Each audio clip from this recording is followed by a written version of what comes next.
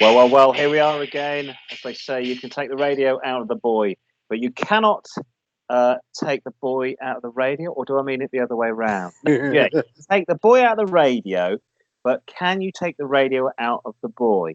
Well, not really, unless he's had it inserted rectally, then I guess a good surgeon or some lubrication, you can take it out. With the global force of the internet, this is the world's #1 car show that doesn't have any pictures. You are listening to Car-Boyz and harnessing the power of evil and making it good. It's time to turn up the volume for another installment of the show. And by that, I mean, I've worked for some evil buggers, and this show is broadcast with nothing but love. Man, love and the power of the misinformation of the internet. Now, this week, we're going to tackle an emerging classic in our classic car section, where less is often better than more. This week will be a classic car. Will be an absolute money pit. Well, here at Car-Boyz, we prove it doesn't have to be. You can literally have your cake, and you can eat it too. It can be an everyday runabout, but still stylish and the edge over a brand new Hyundai. Well, it'll be a good motor that you can afford to buy, just something different. And this week we say "God morgen" to Swedish car maker Saab. We'll also be taking a good hard look at my mail bag, having a good rummage around that bulging sack, and answering your correspondence, which will of course be all electronic, like you order. Basically, we'll be answering your car-related questions. And of course, it wouldn't be Car-Boyz without the news that ain't fit to print in the news. This week, as a journalist, I'll be strong but fair. Thanks, Rich. Yes, of course, it's the show that everyone, we mean everyone, is talking about. They can't get enough of our schlegs. It's Car-Boyz, and we're back again. We're like a renegade master, but not a default damager. No. At no expense, and we really mean there is no expense at all. We are on the air, almost live, and in London. We're definitely in London. We are definitely London.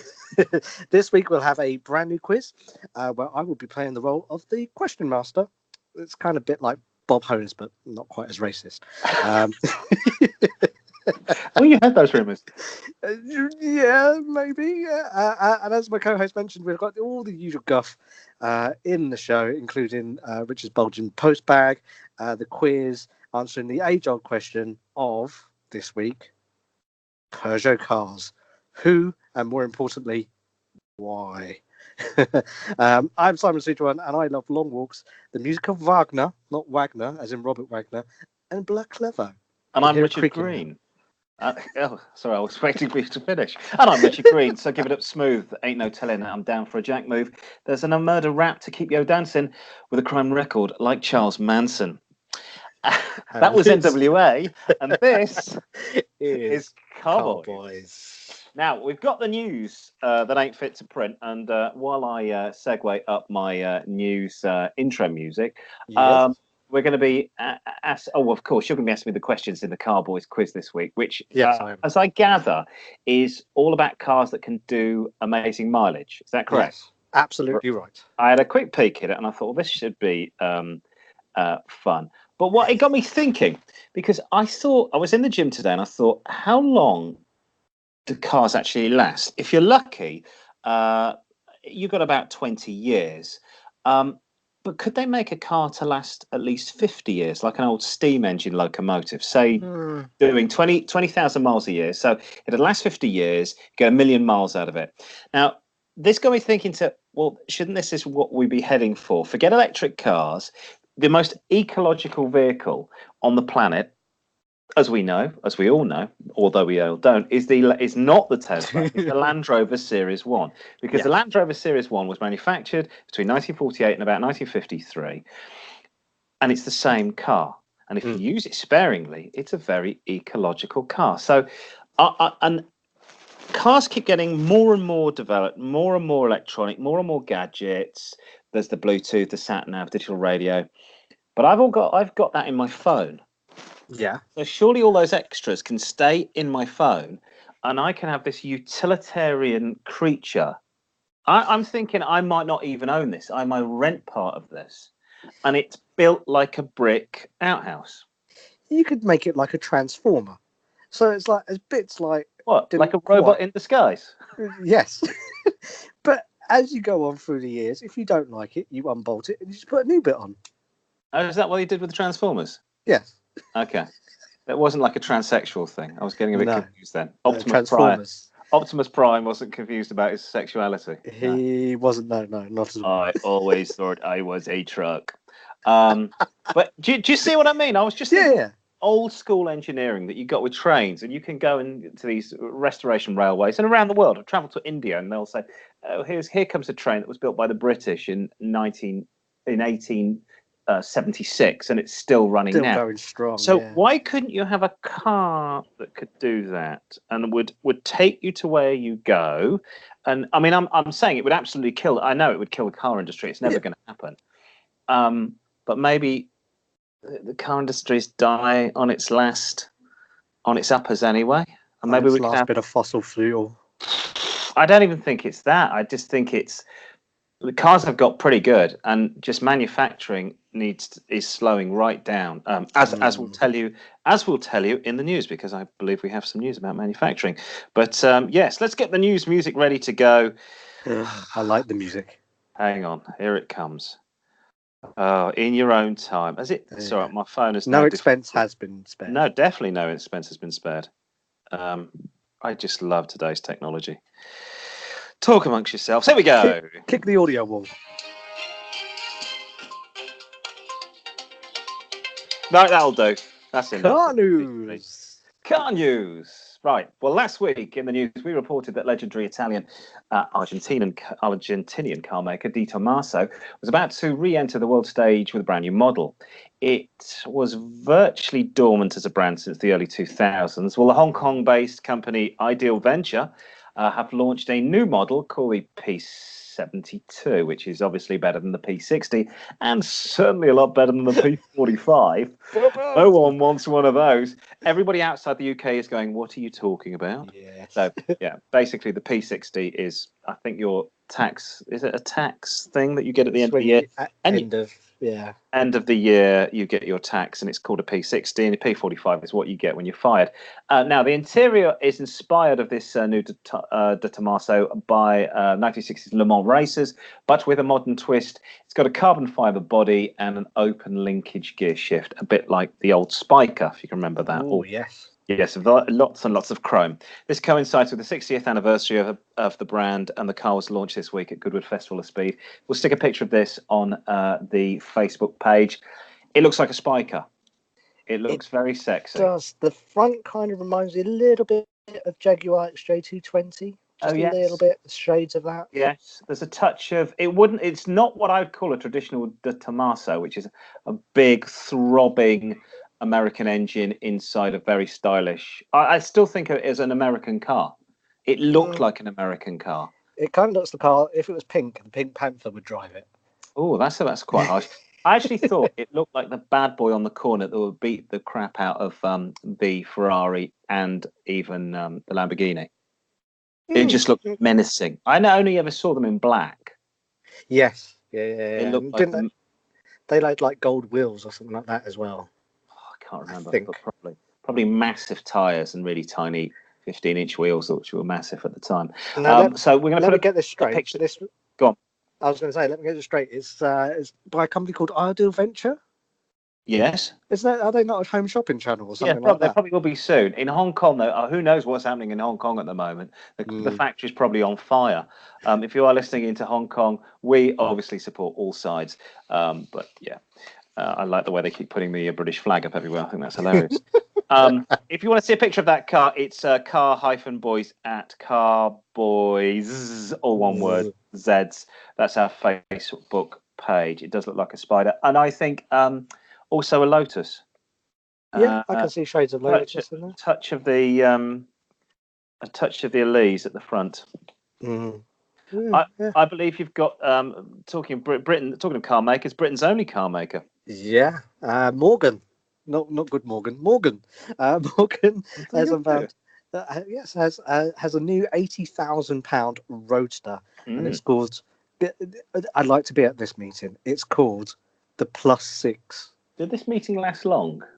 Not particularly, no. No. And it's first of a planned series of models to use the company's brand new wide-body aluminium chassis, or if Nice. you're American, chassis. Chassis. The Plus 6, shown for the first time at Geneva and makes a dynamic debut at the 2019 Goodwood Festival of Speed, retains the distinguishing features of the outgoing Plus 8, flowing front wings, running boards, round headlights, and a famous waterfall grille. But it's apparently a new design in every detail. So I think we'll post a picture of this as well. And let's have a look at it. Yes, it looks like it's their first car in 20 years. And it looks no dissimilar like any 911. It looks like a Morgan. It is a Morgan, isn't it? Pretty much the same thing, yes. However, this time it has a superb BMW engine with a turbo 6-cylinder producing a mighty 335 bhp. Because they used to use Rovers at one point. I think they used to use the aluminium Range Rover engine. And this one has a expected top speed of around 170 miles an hour. And it is going to accelerate like a scolded cat with the weight of a scolded cat. No, with the weight of 1 metric ton or 1,075 kilos. Now, despite being the refuge of the old English country squire, the Morgan has also, and this is revolutionary for Morgan, it's a brand new flappy paddle gear shift. Oh, I'm surprised that the country squire didn't write a memo to the company. Dear sir, having driven Morgans since 1918, I was disappointed to see in your new model a flappy paddle gearbox. Now, what I'm hoping for, is that it also contains parts of a tree in it. Yes, because of course the Morgan uses the English-grown ash wood frame to support the bodywork. Nice. It's still got wood in the frame. Fantastic. Yes. They haven't moved on to anything new like steel or iron or anything without a straight line. Coal. Or that you need a small lathe or a drill to just to sandpaper out. Now my guess is the reason why they have the ash, does it get like the body flex a bit? Probably. It's a hardwood, isn't it? It's pretty much hardwood. It wouldn't be a softwood because that would be. Yeah, it is. I think it is a hardwood. I don't think you're supposed to burn ash in your house. It probably also weighs less than mahogany as well. Yes, the mahogany Morgan coming out soon. I do like them. I do like the look of them. I can't see there's any point of having one that goes 170 miles an hour because the landed gentry that are going to buy this, youngsters are not going to buy this. So a lot of this is wasted. And it is, I mean, it's a beautiful looking car for a Sunday afternoon. People aren't going to commute in it. It's a toy. It's a boy's toy. But that's just not practical. New. Apparently, this has got a larger boot though, and it's for fatter people. So maybe they're thinking of the Americans. Sorry if you are listening in America, but let's face it, you invented supersizing. So it looks like it is for the wider gentleman and or lady. Moving on from the 19th century into the 21st. We have electric car news now. Yes. And what would this show be without the electric car news? Now, demand for the plug-in hybrid cars fell half in June, the biggest fall since in the sector of the market, according to figures from the Society of Motor Manufacturers and Traders. That's in the UK. Plug-in hybrid sales decreased more than 50%. The government has been blamed for removing the grant that was provided for these vehicles. So they're costing more to buy. There's also been a number of issues facing manufacturers as new emission tests have seen a number of models recalled before they even get released. I don't understand that. That might need some more research because it's hybrid. Surely the emissions are low, unless it's really filthy. With the little petrol engine or diesel engine it's got is really filthy. Now I'm thinking, so the hybrid's got a petrol and or a diesel, also an electric engine. That's correct. Yeah. Now overall, the British car market sales has fallen again by 5% in June, the 4th month in a row. So hybrid's gone down 50%. Car sales gone down 5%. Manufacturers blame the uncertainty of Brexit, although. I'm wondering, when does the new plate come out in the UK? September? September, yeah. So people are probably waiting till September before they get a new car. Brexit's probably got a lot to do with it. Probably. If you're not getting the bonus of having, I mean, and let's face it, hybrid cars really were there to help you do things like getting out of the congestion charge in central London, because you didn't have to pay for that. Yeah. You're going to take things like that away. What's the point? Because, I know the Prius's performance isn't fantastic. What is it, averaging 40? I think so, yes. I think like its drivers. Yeah, exactly. At least. I mean, well, they're certainly all working for either Light or Uber. My car averages about 32, and mine does 38. Yeah, but it's really average. Yeah, seriously, average. Yeah. Yours doing 38, and what's that? What's the petrol size of the petrol engine? 1600 turbo. Yeah, and mine's a 2.4 injection. That does 32, but I get a Prius and that does 40. It's not going to make me want to go and buy a Prius or a hybrid if I'm only going to get that. I've got to do an awful lot of mileage before it pays off. And the batteries last only about 10 years, and you need to replace them because they lose their charge, and it's just going to all add up, isn't it? Absolute money pit. But there we go. Some people will be interested in that. Now, we're talking of Hong Kong earlier on. I believe there's more news from the Far East. We will do. I'll do something about the Far East in a minute, but also staying on electric for a minute. I don't know whether you saw that as of the 1st of July, so it was this week, all electric cars need to make some kind of sound at slow speeds. Oh, it's the law. Choose? Yes. Could you choose? They have to. Well, I don't know. Like a rumble. Like a V8 or something like that. Yeah. But yeah, now, as of the 1st of July, all electric cars have to make some kind of a noise. Well, it'd be nice to have but it'd also nice to maybe have Deep Purple. Or possibly Miles Davis. I don't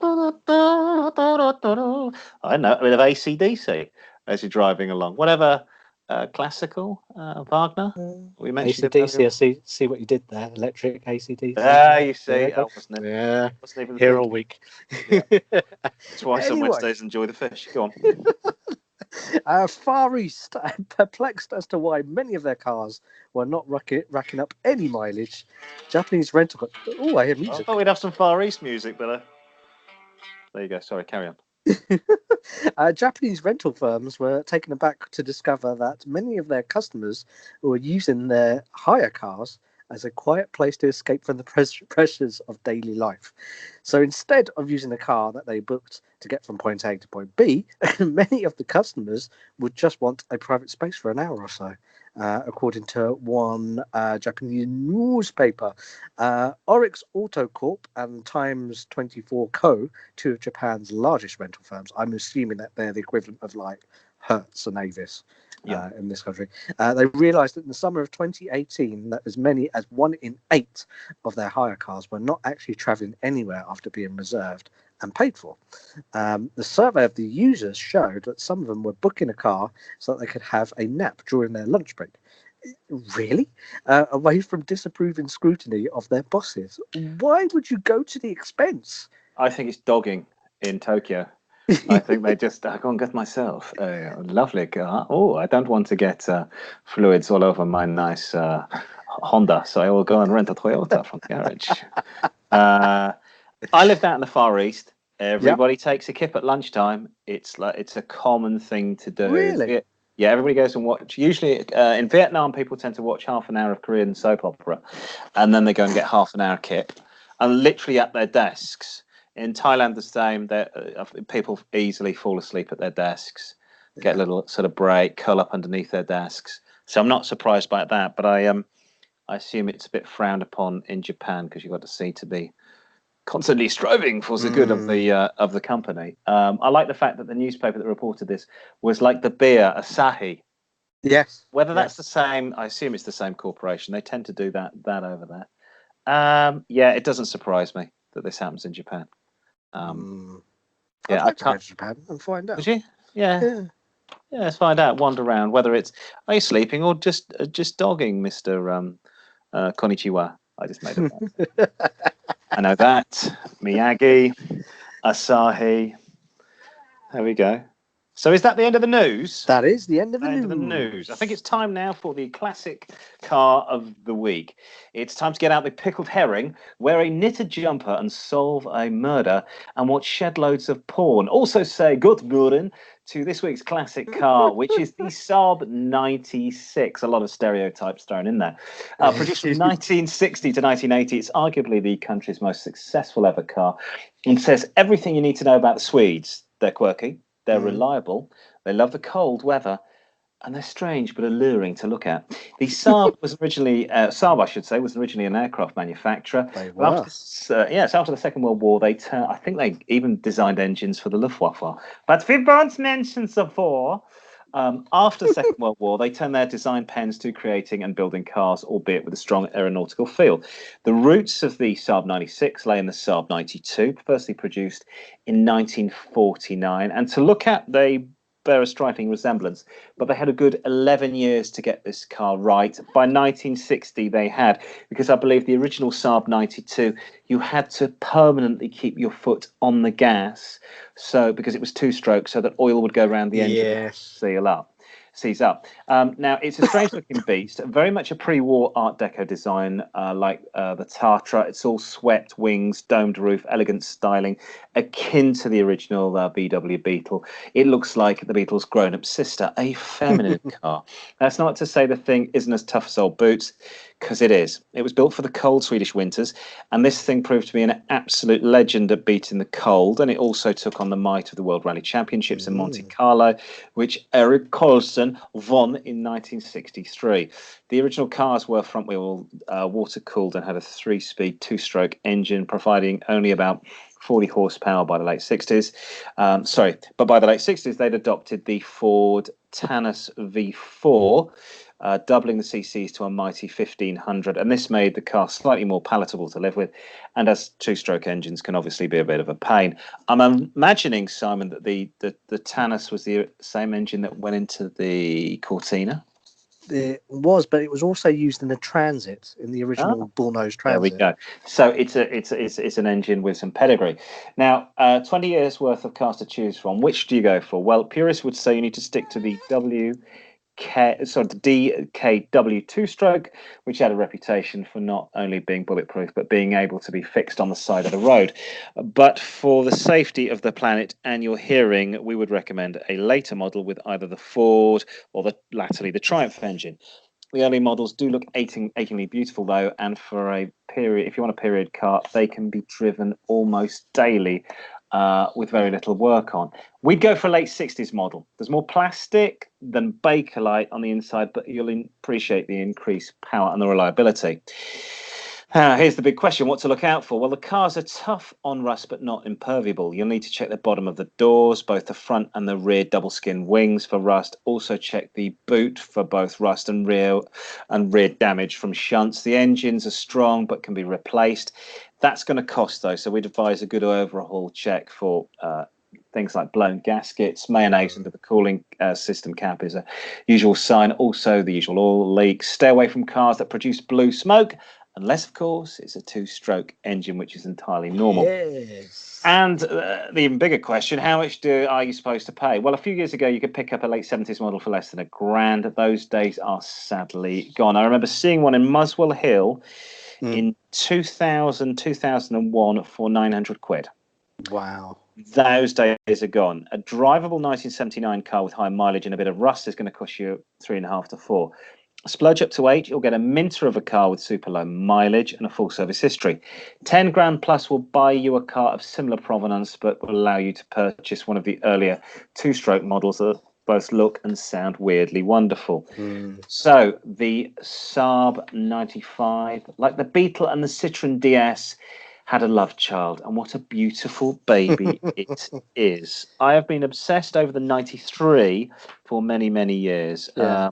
But I think the 95 is a slightly easier car to live with. I used to love the early Saabs because the badge was a jet fighter. Yes, of course. And you remember the adverts for was it the Aero Deck? I think it was the 900. The 900, yes. Ooh, that is a car. Yeah. And the windshield was designed to be at the same angle as a fighter plane. Because they were good cars as well. They had front-wheel drive as well, and that's what people forget. They were most Saabs were front-wheel drive, but they were super. Yeah, and they were turbos. Some of the ones were later ones. Yeah, so you got lots of turbo lag, but they were the fastest cars between about 30 and 70. Wow. That was when they came into their own. And of course, if you've ever been in a Saab, you put the key, or you put the key in the center console on the floor to start it. Very cool looking cars.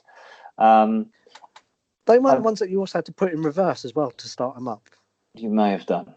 I did a holiday once to the north of England in like 78 Saab, and I want to say it was a 96 or the 900. It's the one you're talking about, which is the 900, and it was a very funky car.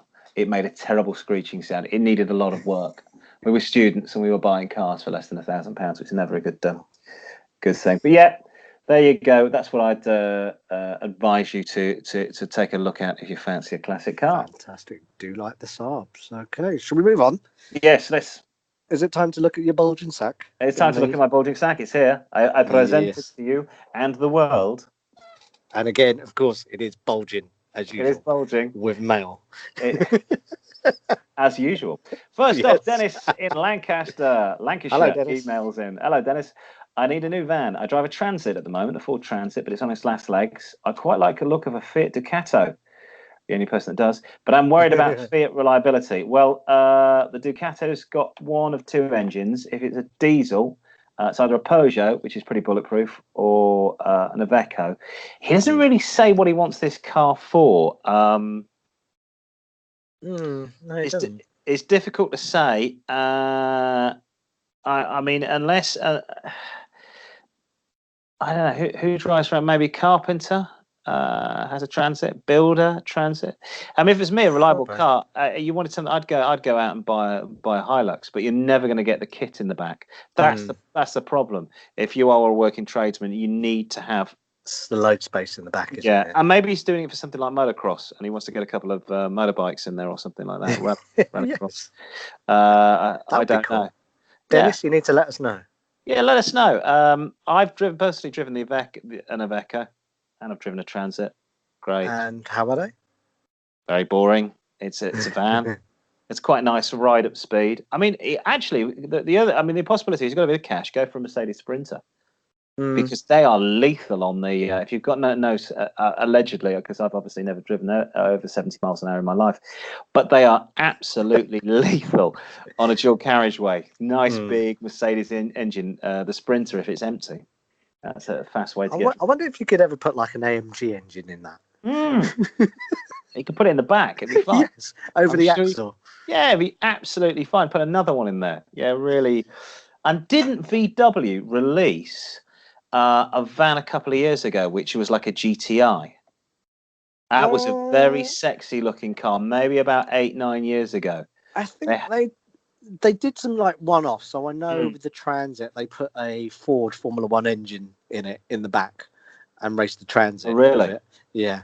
Because I think it was around the time that Renault with the Espace, obviously not a van, but looked like a van, they put their Formula One engine in that. So they decided there was a period where they were going to put Formula One engines in their big van type things.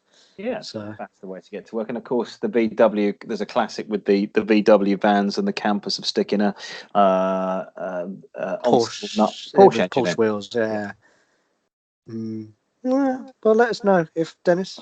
Yeah, come on, Dennis. Decide on. Let's have a little delve into your sack. And now a lot of people have been writing in amazed. I'm surprised there's a lot of people on Facebook that were talking about the Fiat 500L that came with the espresso maker in it, which sounds dangerous, especially if you're a naturist who wants to work at the foundry. Definitely.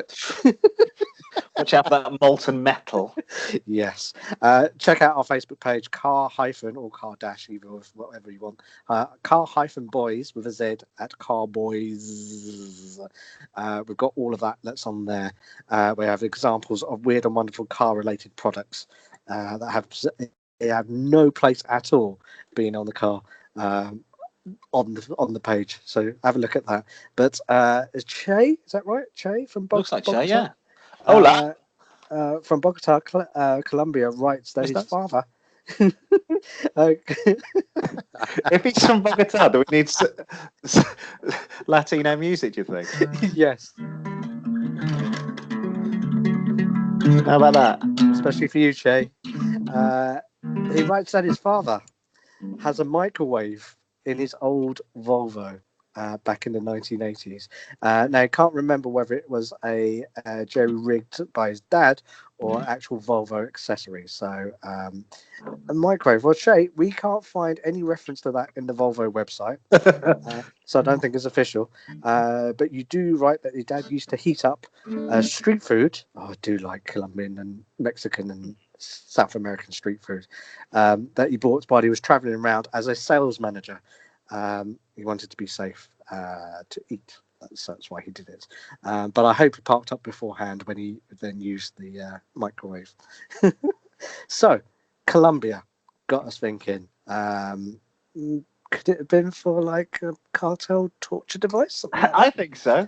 Tell us what you know. Tell us what you know. Or I'll put your hand in the microwave. We found a picture of it, which I think I'll try and stick on the Facebook page. I love that. It's got a little. It's got a pizza in it for a start, which I think is the most heinous thing. Why do you put a pizza in a microwave? And then instead of a plug on the end, it's got the attachment. Cigarette lighter thing. The cigarette lighter. I think this has been jerry-rigged by his dad. It's Colombia after all. It's fine. Have you risk assessed it? Yeah, sí. It's muy bien. No problema. It's about the size of an old VCR. It does. It does look like an old VCR, but with a pizza in it. I like the idea of and having travelled to many parts of the third world and been violently sick, that you could walk around with a microwave in your car going, this looks lovely food, but I'm just going to take it out to the car and just give it a quick zap with the old microwave to make sure it doesn't contain botulism or something. Instead of being stone baked, it will be Volvo baked. Yeah. Definitely. It's a fantastic looker. Now, we go back to the UK for correspondence from Tony in London and wants to know if there's a way of getting out of cleaning your car. Can't be bothered to clean it, doesn't want to pay for somebody else to clean it, which sounds like pure laziness to me. What do you think? Well, I don't know about you, but I take for me to do it from beginning to end, a bit of polish as well, it takes about 2.5 hours for me to do my car. If I was going to do it with my white gloves, it would be, and I was on it, the inside, obviously I have children, so my car is far more disgusting than yours. And I have a cream leather interior now. Good luck with that. And it's BMW as well, and I've owned a BMW with cream leather interior, and that was fun. That was real fun. I thankfully sold the car to an undertaker in Essex. Goodbye. Really? Yes, it was an absolute money pit. But the cream leather was the worst. I had to get stuff to paint the leather. No, I haven't done that yet. Yeah. You can get stuff online like a paint. Okay. And you just enjoy it while you can. Because you've got a lot of nightmares coming up. I'd say about 2.5 hours. I'll also clean the engine bay. You clean the sills, door jambs, all of that. So you wash it down and you wipe the sills down as well, and open the doors up and the boot lid and clean between where all the dirt gets in. And earbud for the vents. I use toothbrushes, little old toothbrush as well. Excellent. Yes. Sadly, I did mine this week, as I put on. I think I put it on the Facebook page. My work Honda got cleaned. I didn't have time to Simonize it. I just got the cack off it. The only thing now is it's got diamond cut wheels. Yes. So now it's 7 years old. Water's managed to ingress underneath, so now all of the wheels are knackered. And I have another Honda which is 15 years old, and the wheels are fine. So diamond. Do you use detailer on there as well and stuff like that? Is that the extent you go to with little sprays? I've got my leather cleaner, leather protector. 2 coats of polish. I've got a buffer. I don't really have the time to do as much as I used to.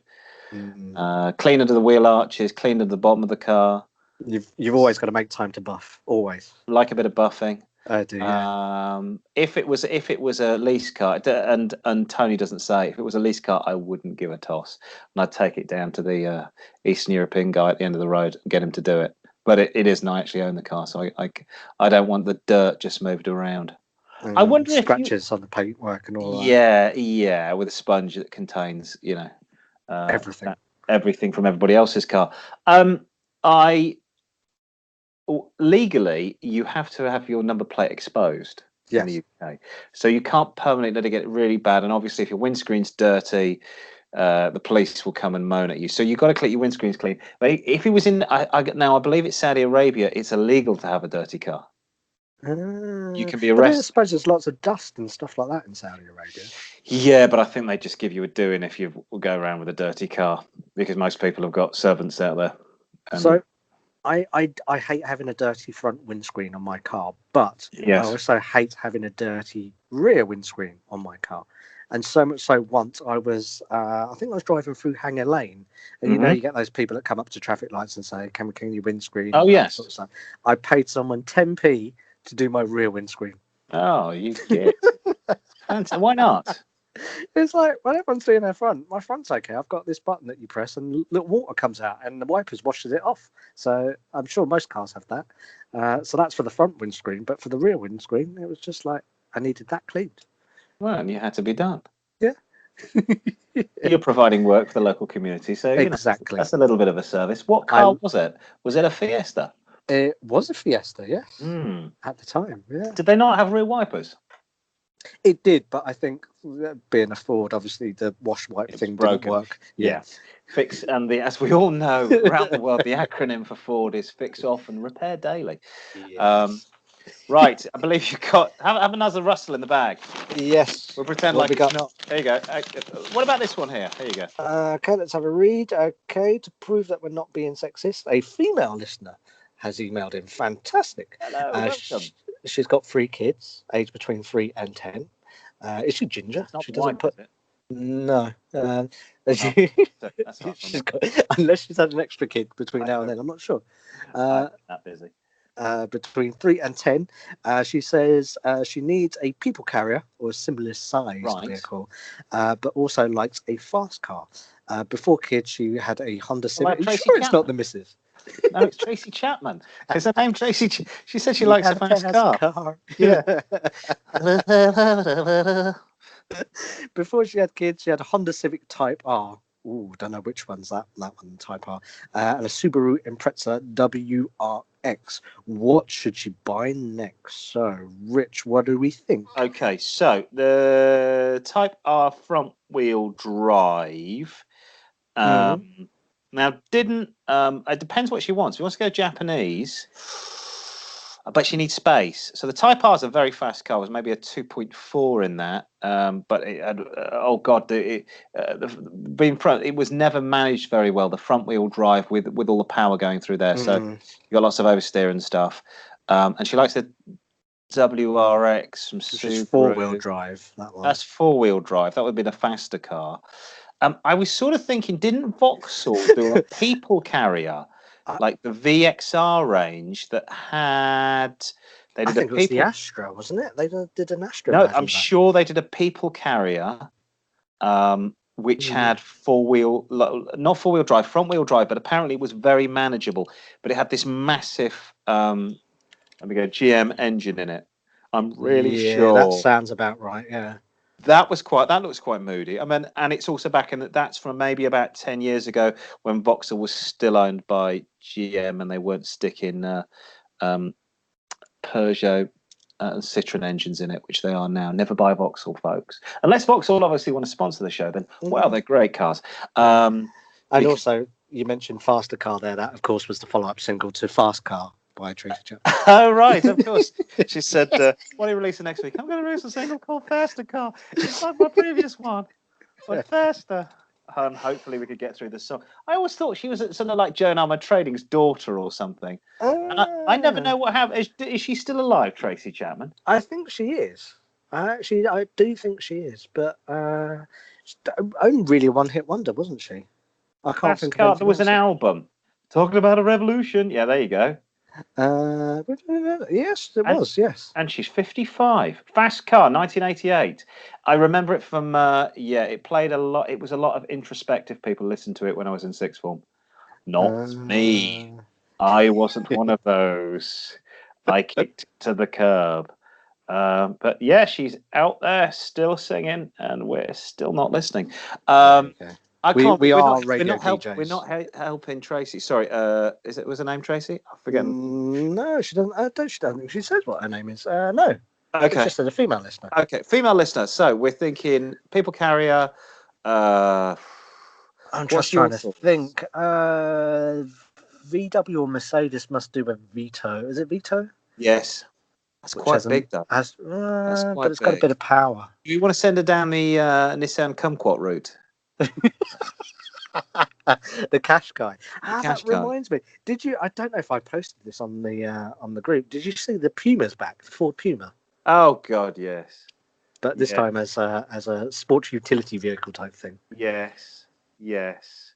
I still laugh every time I see the Ford Cougar. Because it's usually Cougars driving them. I'm thinking.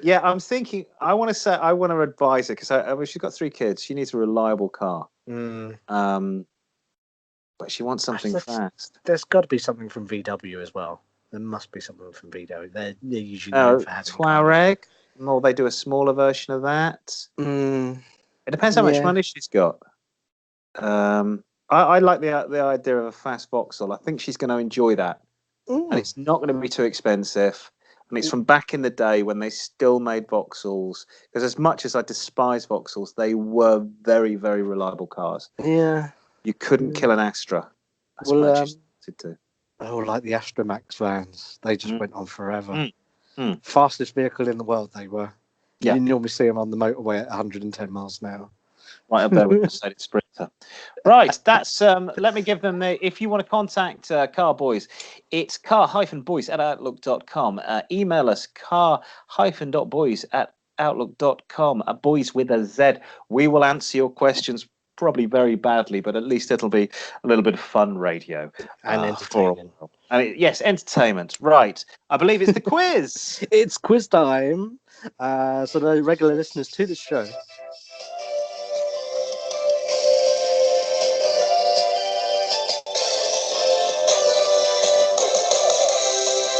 There we go. Sorry. Was that from an ice cream van? That was some royalty-free game show music. It does sound like it, though, doesn't it? Yes, it's time for the quiz, and this week, I'm getting on Bruce Forsyth. Good game, good game. Nice to see you. Nice. There seems to be a Mile High Club that is more exclusive than any other airline. For this week's quiz, we're going to play Your Mileage Right. I see what you did there. Lovely. As Edmonton's finest once said, play your cards right. But this is going to be about cars. And the cars on this list are all part of the High Mileage Club. And all Rich has to do is tell me if they are higher or lower than the previous car I mentioned. Ooh. So, what do I get for a pair? Nothing, not in this game. Oh, damn. unless it's a strawberry. I don't know. The base car to start off this game this week, this is an easy one, is my old 2003 Ford Fiesta, which we used for filming in a car show many years ago. We did. So that will be the base car to start off with. Okay. So have that in your mind. You've seen it. Got it there. 2003 Ford Fiesta. I'm thinking of rust around the wheel arches. Carry on. That was the one. Yes. So we have number 1, a 1963 Volkswagen Beetle owned by Albert Klein. Is that higher or lower mileage than my old Fiesta? I'm going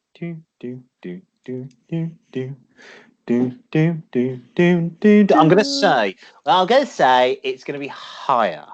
It is higher. My Fiesta had a mere 130,000 miles when I sold it, which incidentally, it had the exhaust for 100,000 miles of those in the original exhaust.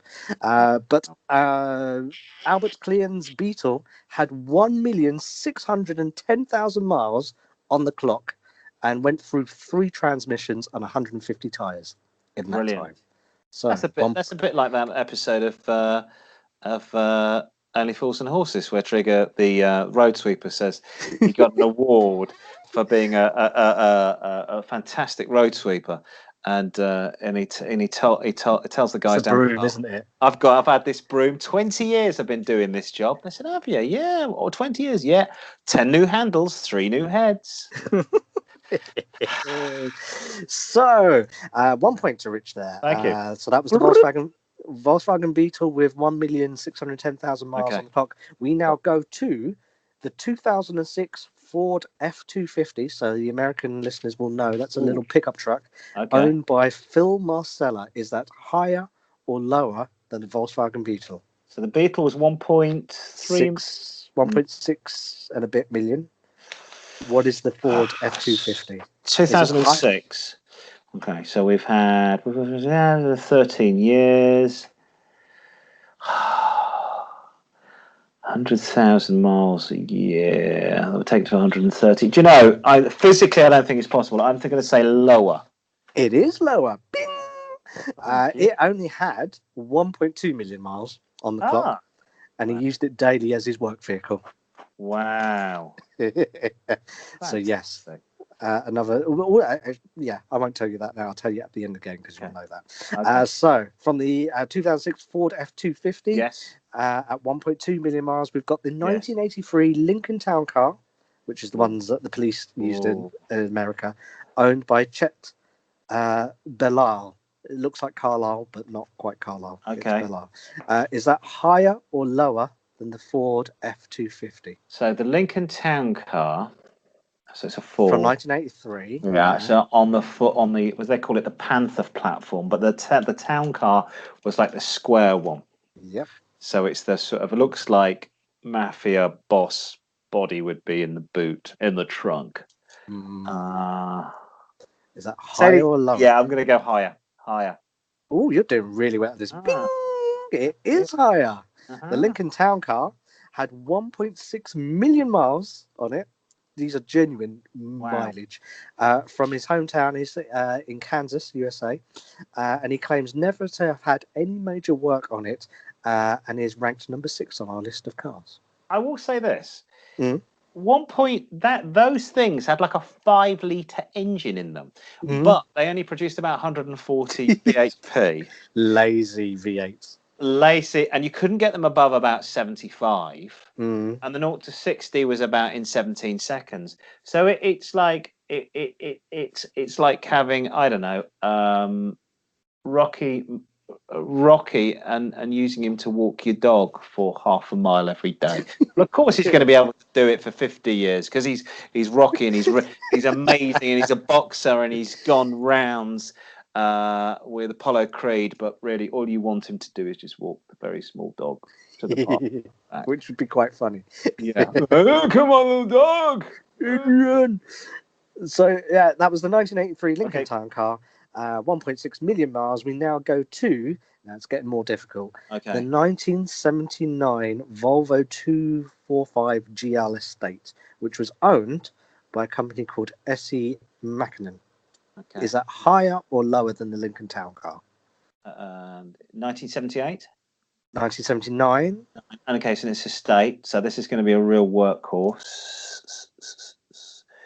Yeah, I'm going to go higher. Let's try higher.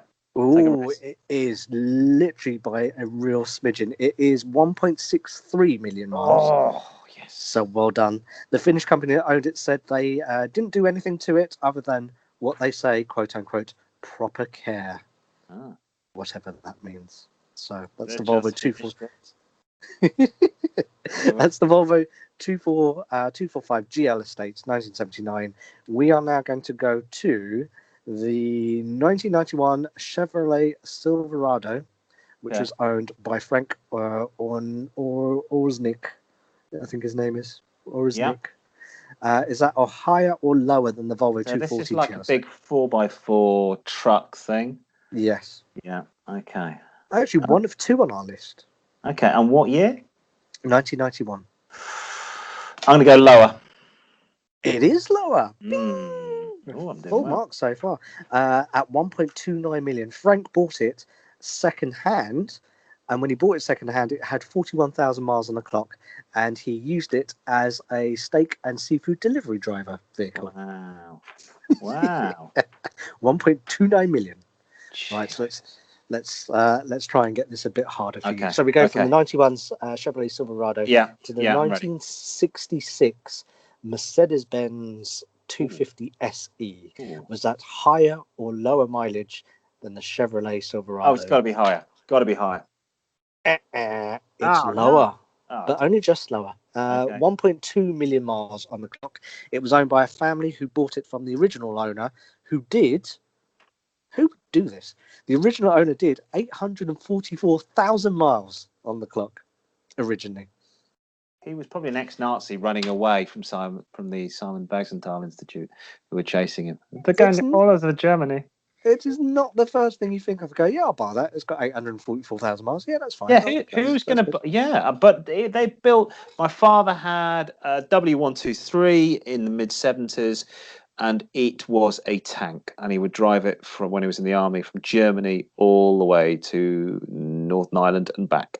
And the thing was a tank. And he did the mileage he put on that diesel. You couldn't kill this thing. Yeah. And I remember he swapped it was an officer's car, so he bought it off an officer. He was in the British Army as a RSM. And he did some big miles on that. And then stupidly part exchanged it on a new Fiat. And I now a new Fiat saloon. And after a year, yes, he was cleaning the Fiat. It was white. And he opened up the boot, and the Fiat was brand new. Yeah. And there was rust around the car aerial inside the boot. So he quickly painted over the rust. He sold the car, and off it went. Bye-bye. And he bought a Mercedes again. In this country, we call them Friday cars, where they can't really bother to do any of the seeding inside, and it just rusts from inside. Well, I think wasn't Fiat effectively run by communists in the 70s anyway, so he was there as the bulwark of NATO's defence against the Soviet Union, but buying a car made by Italian socialists. So, not a great move. He regretted buying that car, but yeah, the W123 Mercedes he had couldn't kill it. So that doesn't surprise me. So we move from the 1966 Mercedes 250 SE to the 1963 Plymouth Fury, which was owned by Joseph Valancourt, who I know listens to the show. We're going to do another. I was going to say Mengele there, but I thought we were going to stick with Nazis. 1963, yes. Yeah, remember the Mercedes had 1.2 million. This one higher. It is higher. Bing! With 1.62 million. He could have achieved more, but it got totaled at a junction in Montreal. So therefore, the car then got written off. He was fine, but the car was written off at 1.62 million. Wow. So you're right. Yeah, you've only dropped 1 point so far, and we've got 3 to go. So, 63 Plymouth Fury to the 1976 Mercedes-Benz 240 diesel by Georgios Shakindis. This is probably the same model as my dad's car. Yeah. Is that higher or lower than the Plymouth Fury? Higher. It is higher. Yeah. Way, way higher. At 2.85 million miles on the clock. God. Georgios was a taxi driver, and this particular Mercedes is now in the personal museum of Mercedes, and they traded him for it with a C-Class. Despite the fact that probably is broken now. Yes, you get off the plane in Marrakesh. That's all you see. Is Morocco is 70s diesel Mercedes are the car of choice, and I guarantee you, there's at least a couple of them over there that have done million-mile cars. Yeah, with the round headlights. Yes, I know the ones. And you can't kill them. And I've personally driven a W124 from the late 80s, and that was similarly well built. I don't know what Mercedes are doing now, but they're not building cars like that. Not building cars like tanks like they used to. No. And I think there's a market out there for people that just want a door that goes doo, and a switch that goes doo. Everything. Ooh, it's very satisfying. Doesn't feel like the plastic that you get inside chocolate boxes. That's probably what they're made of. We moved from the 76 Mercedes-Benz 240D to The 2006 Chevrolet Silverado, the second one, the next generation one, yeah, 3.5 litre, owned by Hugh and Tammy Pennington. Is that higher I'm going to or say lower? lower than 2 million. It's got to be. Yes, considerably lower. Bing! With 1.2 million miles on it. Okay. It managed its first million miles in 6 years without major repairs. And they claim that they kept it going by doing an oil change every 5,000 miles. Bloody hell. That sounds excessive. 5,000 miles? Mm, An oil change? I know it's an American yes. car and they're built of paper, but really? And last but not least, we go Mhm. from the 2006 Chevrolet Silverado 3.5 litre Yeah. to the, I don't have a year for this, the Volvo 1800S, owned by Irving Gordon. Is that higher or lower than the Chevrolet Silverado? This is 1800S. That's an early Volvo, so maybe even a P1800. So let's go. Let's go for a higher. Is the right answer. Oh, With a staggering 3 million miles on the clock, it is number wow. one. It is the highest on our list. And its greatest feat is that it had its original clutch, because it was manual, for 450,000 miles of that Good mileage. grief. That's fantastic. It is. So there you go. Well done, Rich. You win a packet of Werther's Original. Oh, hang on a second. Oh, thank you. Oh, hang on. I'm going to try and get the music going again. Oh, it's gone. It's gone. It's all over now. Here we go. Wave at the crowd. Thank you. Do I win this mini metro as well? Cheesy Fantastic. smile. Thank you very much. Yay! I'm so happy about that. Amazing mileage on some of those cars. More quizzes next week. Yeah, going to have another quiz next week. More news, more the same sort of stuff. I want to know what was going on last week. There was something we needed, I think, an astrology section, because there were 3 accidents that I know of that personally happened to friends of mine. The wife got in an accident. Thankfully, nobody was hurt. A bollard, yes. Yeah, except her bloody car. She had an argument with a bollard. My neighbour around the corner managed to scrape her car against a couple of other cars. The guy I used to work with had somebody go into the back of him. Oh, so terrible. Yes, thankfully they were fully insured and everything's all sorted out now. But something was going on last week. I don't know. There was something in the stars. Not bad juju somewhere. There's some bad juju going on, and I'm very confused. If you want to get in touch with Car-Boyz, it's the usual stuff. Email Car-Boyz at Car-Boyz with a Z at outlook.com. Facebook page is car-boys at Car-Boyz, 4 Z's at the end. Car-Boys with a Z at Car-Boyz, 4 Z with a Z's at the end. Twitter is car-boys with a Z at car_boys with a Z. You can get all your questions, and I need a question answering. I might put this out to the public. Thinking of buying, not say I'm going to, thinking of buying a classic. Ooh. I'm going to go one of 2 ways. Yes. 1963 Impala, not the SS because I'm not that rich, or I'm inspired by this week's classic, 2-stroke Saab 93 from 1958. Oh. 2 very different cars. 2 very different cars. The sun is out at the moment in the UK. I'm thinking the Impala. That's more of a cruising car. One came up on offer from round the corner from me, and I was very tempted. But those are the 2 I'm thinking of at the moment. But the Saab, come on, the Saab. The Saab, I think it might be the car that I have for a long time. Yes. The Saab is the one, 2-stroke as well. Please. Please write in. Let us know. Yeah, what do you think? It's email us at car-boys@outlook.com. Which one would annoy neighbours more? See, the sound of the 2-stroke At 5 o'clock Saab, in the morning. Yeah, it's going to really pee people off. But the brashness of the 1963 Impala, especially if I install a chain link steering wheel and playing Santana very loudly, I could get one with the air ride. That and in purple. It's a pearlescent and maybe a bit of glitter on the. That's really going to offend neighbours where I live. Would you put lights underneath it when it's air suspension raises up? Yeah, I'll rename. I'll join a Mexican gang. Not that there's many in Southwest London, but I'm sure I could find some essays to team up with. riding around listening to Cypress Hill. So yeah, going to have to happen. That's it from us this week. Thank you very much for tuning in. And yeah, as we say, email us Car-Boyz. Is that your back creaking? Yes, it's my age. Oh dear. Thank you for tuning in. Get lost. Get alive. Bye-bye. Bye.